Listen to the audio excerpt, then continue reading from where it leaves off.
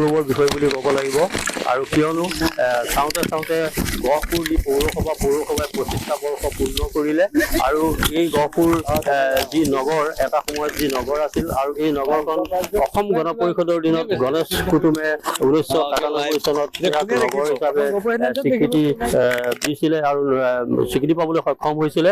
আৰু তাৰপিছত আজি চাওঁতে চাওঁতে 25টা বৰ্ষ ভৰি দিলে। আৰু ইয়াৰ মাজত যথেষ্ট এই গহপুৰ নগৰৰ পৰা পৌৰসভালৈ উন্নীত হ'ল। আৰু উন্নীত হোৱাৰ পিছত গহপুৰ নগৰখন আচলতে এক প্ৰকাৰ ক'ব লাগিব অতি সৰ্বাংগ সুন্দৰকৈ সজাই তোলা হৈছে আজিৰ তাৰিখত। আৰু আজি আমি উপস্থিত আছোঁ এই গহপুৰ পৌৰসভাৰ অন্তৰ্গত যি আচলতে ইতিহাস প্ৰসিদ্ধ গহপুৰৰ যি কনকলতাৰ আবক্ষ মূৰ্তি আছে, আৰু এই বৰপুখুৰী ঐতিহাসিক যি বৰপুখুৰীৰ পাৰত আমি উপস্থিত আছোঁ এই মুহূৰ্তত। আৰু যিহেতু ৰূপালী জয়ন্তী বৰ্ষত ভৰি দিলে আৰু ৰূপালী বৰ্ষ হ'বলৈ গৈ আছে, আৰু আমি এই মুহূৰ্তত কিছু গহপুৰ পৌৰসভাৰ যি আচলতে চেয়াৰমেন আছে তেখেতৰ পৰা কিছু মন্তব্য ল'বৰ কাৰণে চেষ্টা কৰিম, কাৰণ যিহেতু গহপুৰ ৰূপালী জয়ন্তী হ'বলৈ গৈ আছে। কি ক'ব আজি? আচ্ছা, আমাৰ কাৰণে বৰ এটা সৌভাগ্য বিষয় যে আমি গহপুৰ পৌৰসভাই ৰূপালী জয়ন্তী উদযাপন কৰিবলৈ গৈ আছোঁ।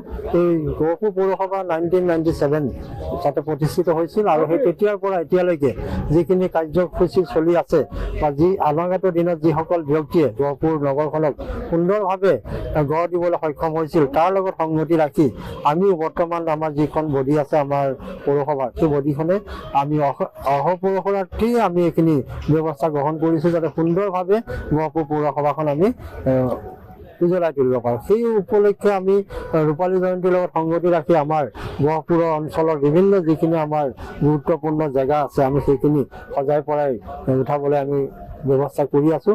আৰু ইতিমধ্যে আমাৰ 10টা ৱাৰ্ডতে উন্নয়নমূলক বিভিন্ন কাম চলি আছে, আৰু সেই সকলোখিনি কাম আমাৰ ৰূপালী জয়ন্তী আগমুহূৰ্ততে শেষ হ'ব বুলি আমি আশা ৰাখিছোঁ। আৰু আমি দুদিনীয়া কাৰ্যসূচীৰে এই ৰূপালী জয়ন্তী উদযাপন কৰিবলৈ গৈ আছোঁ 22 আৰু 23 মাৰ্চ। 22 তাৰিখে আমাৰ বিশেষ কেইটামান প্ৰগ্ৰেম আছে, যে ৰাতিপুৱা আমাৰ পতাকা উত্তোলন হ'ব, শ্বহীদ তৰ্পণ হ'ব, তাৰপিছত আমাৰ কুইজ কম্পিটিশ্যন হ'ব, আমাৰ চিত্ৰাংকন প্ৰতিযোগিতা হ'ব, আৰু 12 বজাৰ পৰা আমাৰ আই মাতৃসকলৰ দ্বাৰা দিহানাম প্ৰতিযোগিতা হ'ব। আৰু সন্ধিয়ালৈ আমাৰ এটা সুন্দৰ আমাৰ চলোৱা যিখন শিল্পী আছে সেইসকলৰ জৰিয়তে এখন ধুনীয়া সাংস্কৃতিক সন্ধিয়া পাতিবলৈ আমি আগবাঢ়িছোঁ। ঠিক তেনেধৰণে আমি 23 তাৰিখে আমি ৰাতিপুৱা 9 বজাৰ পৰা এটা বৰণীয়া বিভিন্ন জনগোষ্ঠীক লগত লৈ, সংস্কৃতিৰ লগত লৈ এটা সুন্দৰ শোভাযাত্ৰা আমি আৰম্ভ কৰিছোঁ। আৰু সেই আমাৰ শোভাযাত্ৰাত বিভিন্ন জনগোষ্ঠীয়ে অংশগ্ৰহণ কৰিব। আৰু 12:30 বজাৰ পৰা আমাৰ মূল সভা হ'ব। সেই সভাত আমাৰ নগৰ উন্নয়ন মিনিষ্টাৰ সন্মানীয় জয়ন্ত মল্ল বৰুৱাদেৱ, আমাৰ গাৰ্জেন মিনিষ্টাৰ তথা স্বাস্থ্যমন্ত্ৰী অশোক সিংহল ডাঙৰীয়া, আমাৰ সন্মানীয় বিধায়ক, আৰু বিশ্বনাথ জিলাৰ আমাৰ আটাইকেইটা সমষ্টিৰে বিধায়ক তথা আমাৰ সাংসদ ৰঞ্জিত দত্ত ডাঙৰীয়াও আমাৰ সভাত উপস্থিত থাকিব। আৰু আমি এটা বিশেষভাৱে আমাৰ কাৰণে সৌভাগ্য বা আমি গৌৰৱ অনুভৱ কৰিছোঁ, আমাৰ যিখন স্মৃতি গ্ৰন্থ, যিটো নেকি আমাৰ গহপুৰ পৌৰসভাৰ দস্তাবেজ, সেইখন উন্মোচন কৰিব আমাৰ মাধৱদেৱ বিশ্ববিদ্যালয়ৰ উপাধ্যক্ষ অৰূপজ্যোতি চৌধুৰী ডাঙৰীয়াই। গতিকে আমি সঁচাকৈ গৌৰৱ অনুভৱ কৰিছোঁ আমি ৰূপালী জয়ন্তী উদযাপন কৰিবৰ কাৰণে।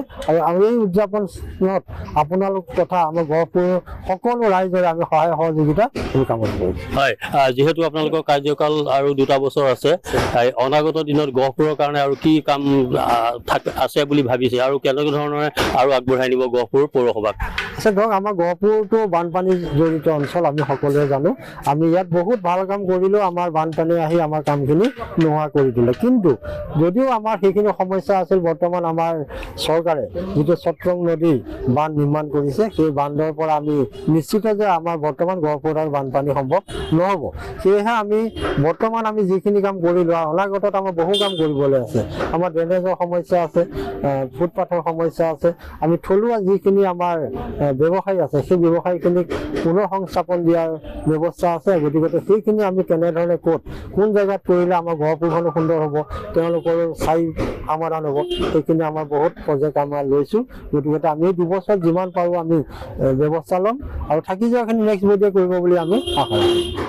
হয়, ইতিপূৰ্বে আমি গহপুৰ পৌৰসভাৰ যি চেয়াৰমেন তেখেতৰ কিছু বক্তব্য ল'লোঁ আৰু আমি ইয়াতে মহিলা আছে কিছু সংখ্যক যি এই গহপুৰ বৰপুখুৰী আৰু বৰপুখুৰীত এনেদৰে সৰ্বাংগ সুন্দৰকৈ সজাই তোলা হৈছে আৰু এই লোহাৰৰ দলং আৰু আচলতে পৰ্যটকৰ কাৰণেও কিছু আকৰ্ষণৰ স্থল হৈ পৰিছে এতিয়া গহপুৰ আৰু আমি এই মুহূৰ্তত আহিছোঁ কিছু মহিলা আছে তেখেতসকলৰ পৰা কিছু মন্তব্য ল'বৰ কাৰণে কেনেকুৱা লাগিব ৰূপালী জয়ন্তী যিহেতু পালেহি হয় আমাৰ মাৰ্চৰ 22 আৰু 23 তাৰিখে আমাৰ গহপুৰ পৌৰসভাৰ ৰূপালী জয়ন্তী উদযাপন হ'ব আমি বৰ গৌৰৱ অনুভৱ কৰিছোঁ 97 চনতে ৰূপিত হোৱা নগৰ সমিতিয়ে পৰ্যায়ক্ৰমে এটা দীঘলীয়া পৰিক্ৰমা অতিক্ৰম কৰি সুদীৰ্ঘ সময়ছোৱাত বিভিন্ন ধৰণৰ কৰ্মৰাজিয়ে আমাৰ গহপুৰখন উজ্বলাই তুলিছে আৰু নতুনকৈ আমি অতি সৌভাগ্যশালী যে আমাৰ কাৰ্যকালতে গহপুৰ পৌৰসভাখন গঠন হৈছে যিহেতু কনকলতাৰ জন্মস্থল বুলি ক'ব লাগিব বীৰাংগনা কনকলতাৰ